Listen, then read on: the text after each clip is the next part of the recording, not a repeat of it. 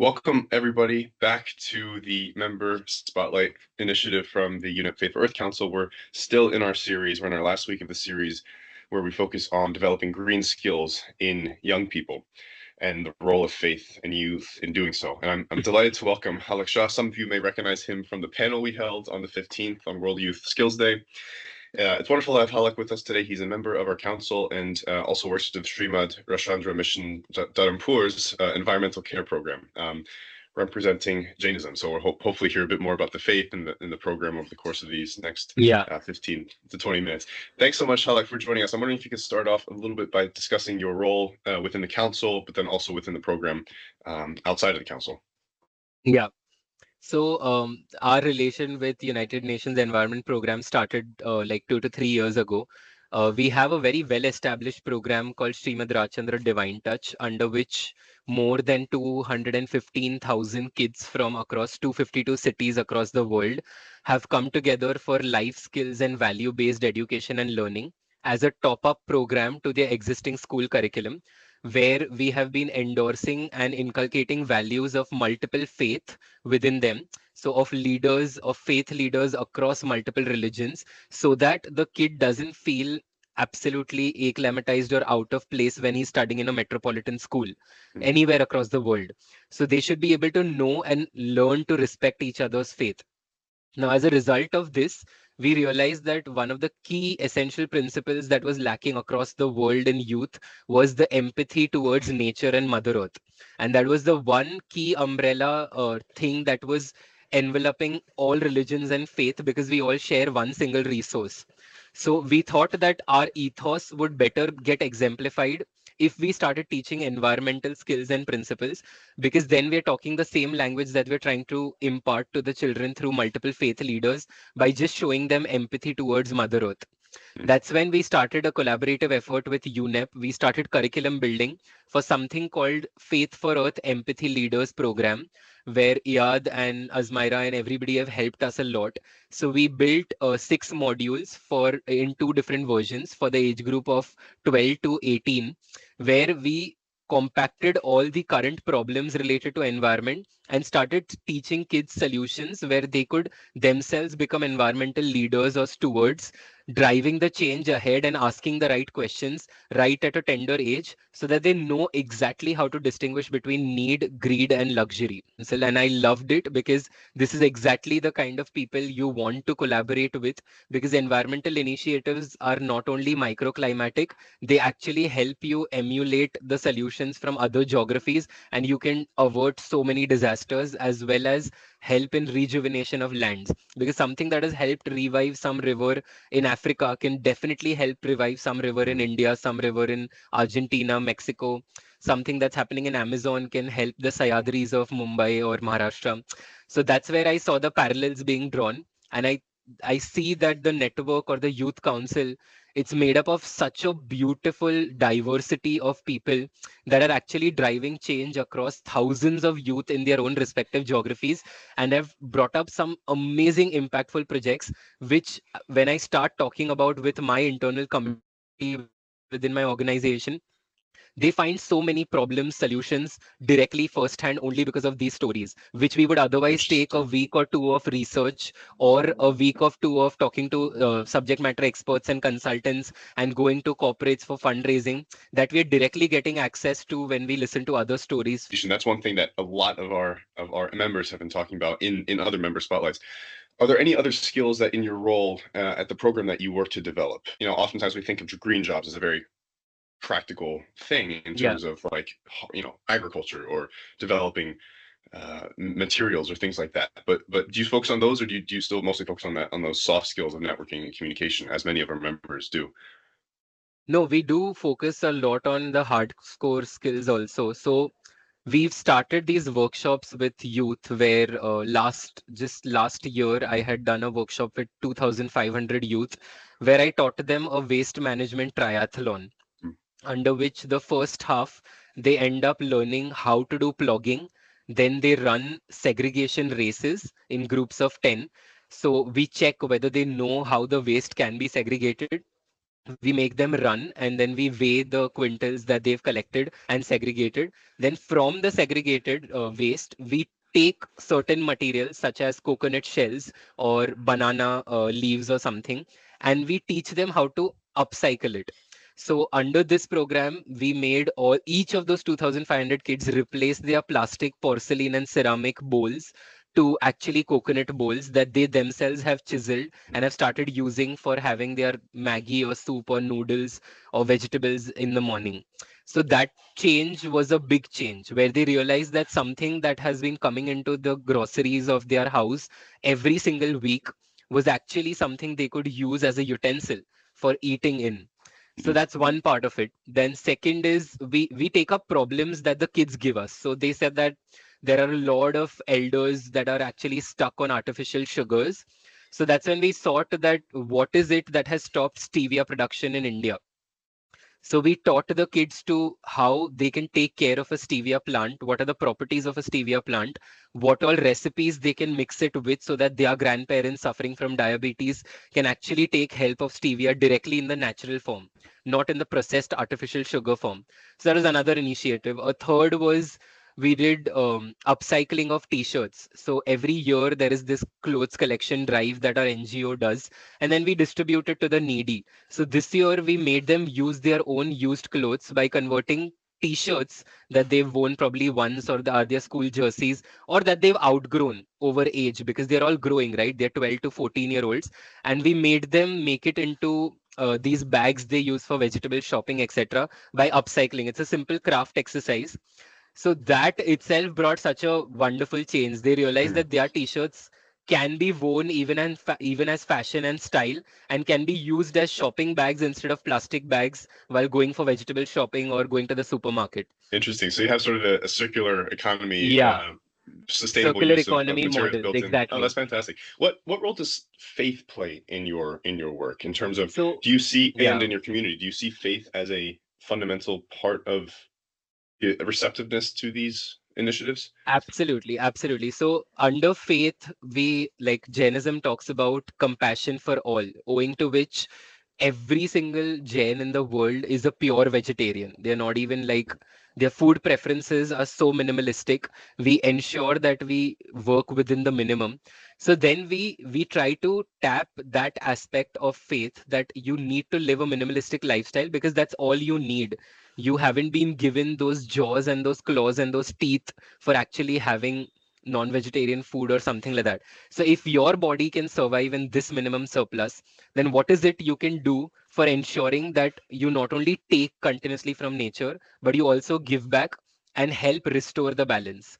So that restoration perspective is sustainability, and sustainability in our religion is compassion in action, Mm, where mm, every single member of the religion has a sense of duty, not only towards the community of the religion, but towards environment and nature at large.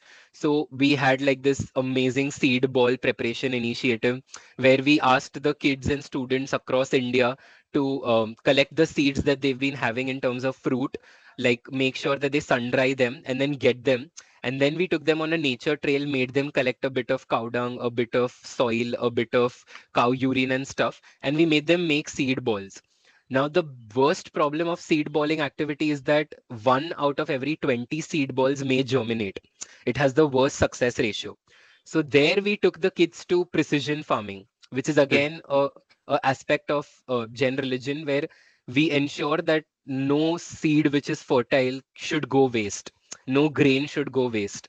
So under that, we teach them through games, like we play a bit of hockey with the seed balls. We make sure that they learn how to dig pits which are 4 to 6 inch deep, and they play snooker or golf with the balls, and they make sure that the ball goes inside and it's covered again by mud so that it definitely germinates, because seed bombing otherwise that happens from helicopters, etc., that the ratio is so bad that that is the most futile, or it's Mm. called like a fabricated PR event nowadays in under environmental care.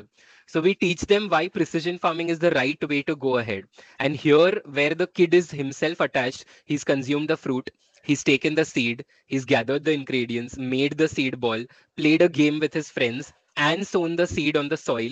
That's when he'll realize that that's the amount of effort. that he needs to take. And then the second part is taken care by nature themselves. So the Right. sunlight, the water, the air, everything you're not taking care of.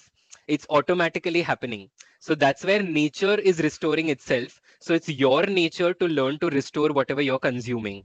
So these two parallels we bring in front of each other, and then we ask the youth to come up with their own problems and see, are you contributing? Like simple questions like, do you know where all the waste collected is going in your city? So then we show them the waste dumping grounds, which are like 18, 15, 20-story towers and mountains and heaps of waste, and we say that this is what you're contributing since the day you're born. Now do Mm, you think you can contribute to reduce it? And that's when we teach waste management. So interesting. it's Yeah, very I love the practical. yeah, I love the creative aspect of that. You make it fun. You sort of and Yeah, absolutely. and this is reflecting a lot of what we're hearing from our members too. Is just how Hmm. important faith is in bringing people back to the essence of what it means to be stewards Yes. of the environment, because it is very much a return to nature. It's a cognizance of what is around us and how we deal with that, and how important that is to Yes. then fostering a sense of responsibility and stewardship of the resources that we're given.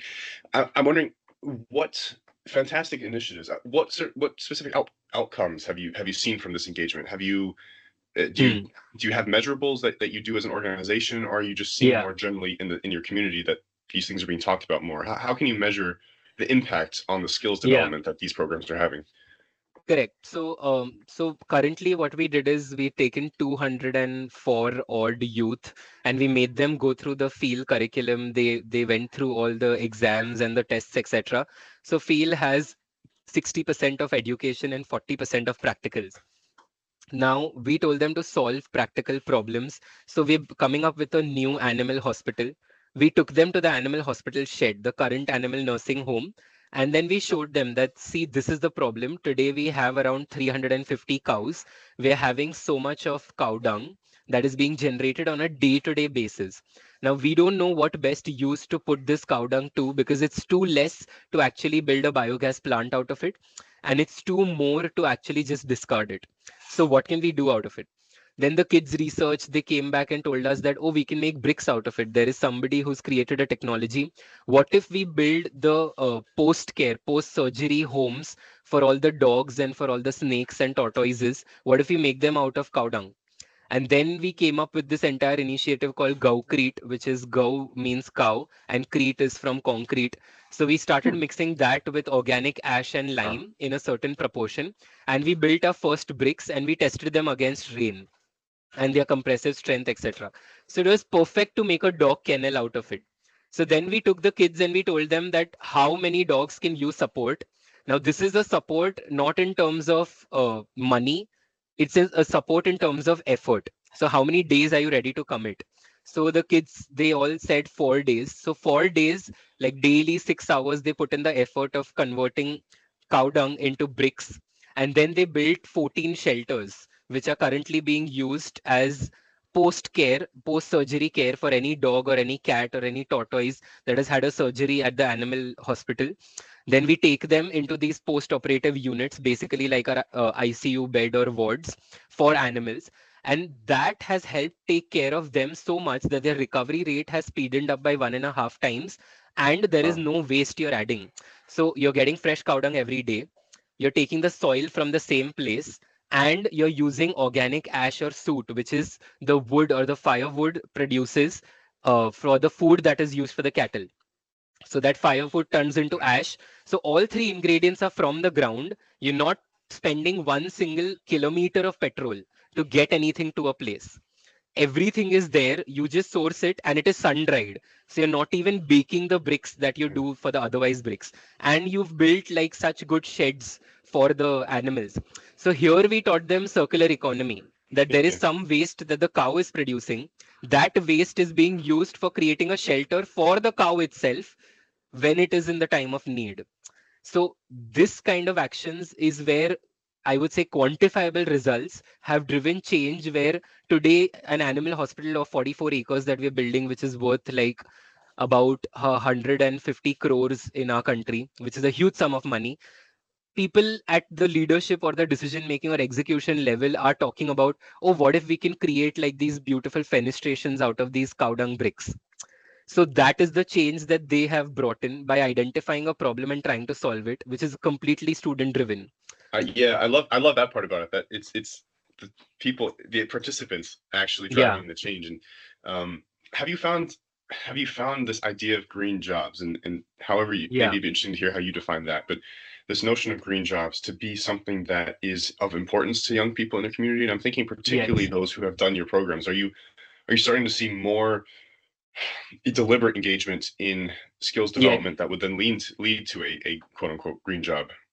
Absolutely. So when we taught this cocoa bowl making to around 2,500 kids, one kid, he actually told me that what if I can create a machine and I can start building this on an everyday basis. And then he showed me that, see, on Amazon, people are selling cocoa bowls for like so much. It's almost like $8 to $10. So what if I collect coconut shells from all the South Indian so here in South India, we use coconut in all our food recipes. So any South Indian restaurant would have a daily waste of around 400 to 900 cocoa shells. So he said that I'm just going to them, I'm asking them and requesting them, getting the resource for free, pulverizing it and changing it on the apparatus. And daily he produces 8 to 10 in just 1.5 or 2 hours. And he started earning close to 3 to 4 grand a month. Hmm, Sorry, a day. 3 to 4 grand a day. And in really? his vacations, he started earning 10 grand because he had more hours to spare. And he said it was a very meditative process. So that was one very good change. Then second, what we observed was these kids were from different schools. Now there are a few kids that came to us that our school has so much land, and we want to convert it into a nursery where we distribute free saplings to all the kids at the end of the year. So how can we build a nursery? Then I got questions like, oh, I want to build a Miyawaki forest. I have like a mountain behind my school, and my school is ready to spare me 1 acre of land. It's nearby my football court. How can we do this? Some other school said that we have been having security issues. So can we do a bamboo plantation, making a natural fence rather than a concrete fence around the school? Then one other guy came and said that the water in our school, I don't think it's being processed rightly. What if we use the same water that the school is using as an output and convert it into grey water recycling and use it for watering all the plants? So these small sparks have built youth leaders that are talking about infrastructure problems Yeah, and right. challenges of the school that I have not even observed in my schooling years. Yeah, All that's my 10 amazing. years of school, I haven't even observed where the wastewater of my school was going. That thought has also not occurred. So then they themselves brainstorm, they talk to their teachers, and now sustainability and environmental education is a part of the Indian curriculum, but Ah, it's only at knowledge level, not at practical level. So they've started asking these questions that why not at practical level? Rather than you giving me a scrapbook project or some research project and assignments, why don't you give me a task to solve for the school? interesting. So Yeah, so there's the skill is not only the actual making of the bricks and the yeah, agriculture and the planting and everything, but it's also the skill and the ability to recognize where there is an issue, and then yes. you equip them with the other skills that are then needed to solve that issue. I think that's really amazing, and unbelievably powerful stories that you have from your work there. So that's really fantastic. The last question I have for you is it's a quite a broad question, but what advice do you have for young people looking to do things like you just described? They identify Hmm. an issue in their community, they want to develop the skills to address that. They want to develop the skills that are going to be needed for green jobs and sustainability in the future. What should they do? What information do you recommend that they go to? What sources of information? Are there any training programs? Just Hmm. generally, if there are young people watching this who think, "Oh, that's really cool what you're doing. How can I Yeah. do that?" What advice would you offer them? So I believe that until the world learns how to incentivize sustainability, right from the corporates to the national programs and policy level, I think bottom up sparks in lifestyle, in your day to day lifestyle, is the first place where you should work on. I think you should remember when you wake up in the morning, the toothbrush that you use, it takes close to 350 to 500 years to self decompose. That too, when dumped into an ocean in saline water conditions. So, are you able to challenge yourself to try and change that status quo and use a cane or a bamboo toothbrush instead? If you're ready to do that and adopt that small microscopic change in your life, then you're ready for anything and everything. But there are a lot of falsified information pieces out there on the net.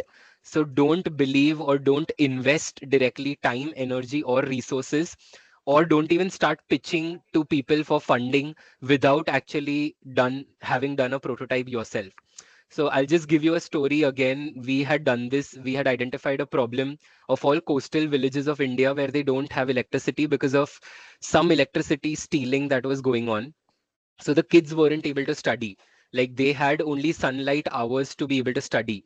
So these rural kids, they saw something in Thailand that was being used, Thailand, Philippines, that was a solar demi.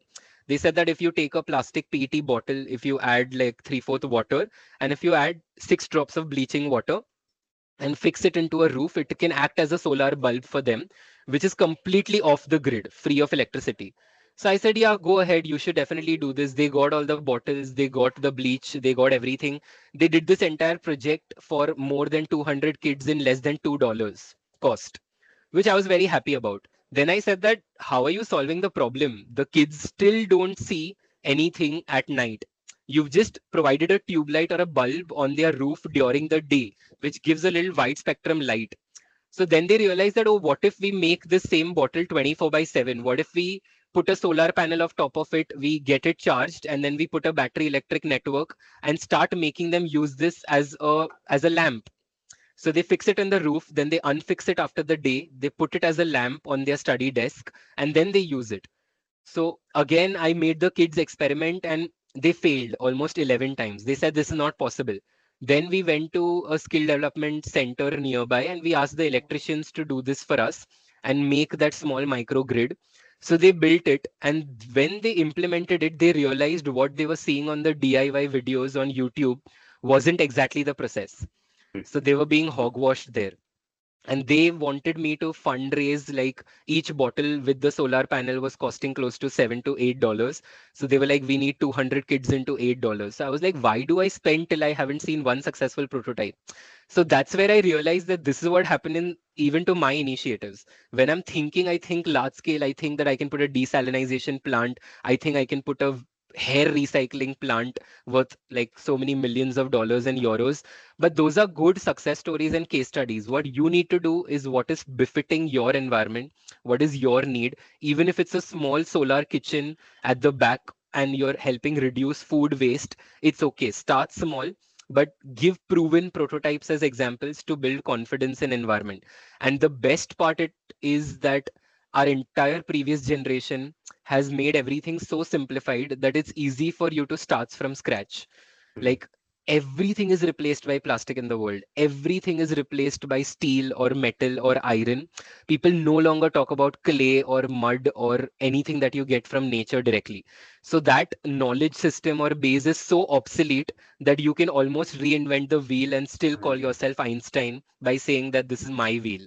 And you wouldn't be wrong, because these discoveries are that backward in knowledge system. So every single thing challenge the status quo. And again, I tell you, if you start with a toothbrush, then the sky is the limit. Because Yeah. that's the first thing you do every day. And that's the first thing that'll remind you that what I'm consuming is going to live 350 years even after I die, and still it wouldn't decompose in the right format. Yeah. So why not Start small. invest? Yeah, Yeah. start Start small, small and then invest in lengthening your own lifespan, in greening your environment. And the last thing is that one thing I observed when I was conducting a tree plantation drive with kids is it was a very silent drive. We made sure that we didn't give them instructions. We had kept everything labeled, everything ready, but we didn't give them any instructions. So it was an experiment that I had done. 462 students out of 1,000 planted the sapling with the plastic bag beneath it. They didn't even know that you're supposed to cut the plastic, take the mud out, and then put it into the soil. So that is how ignorant that, like, I would just call it 46% is how ignorant our education system has gotten into just teaching things visually on videos, etc., and not actually practically making them do things. So this is the lag that our generation has to bridge on an urgent basis. We need to know how to grow and take care of at least one sapling or tree. Mm. When you have it in your own room and when you see it die or when you see it wither away or when you see it get impacted by the sandstorms or the cyclonic weather or the flooding, that's when you'll realize that this is how much somebody is toiling for bringing food to your table. Mm. So Right. just start everything from the first part of the carbon footprint chain, start from the source, and you'll be good to go into having a very beautiful environmental eco-friendly lifestyle yourself. And be proud. Don't hide your coconut bowls inside your cupboards when your guests are coming. Be Right. proud and serve them in that. Yeah, fantastic. Well, thanks so much, Halak. That's the perfect note to end on. It's been lovely speaking to you. All the best with your work going forward, and look forward to staying updated on your initiatives through the member update forum. So thanks so Thank much. you, Take care Christian. and enjoy the rest of your day. Bye. Bye.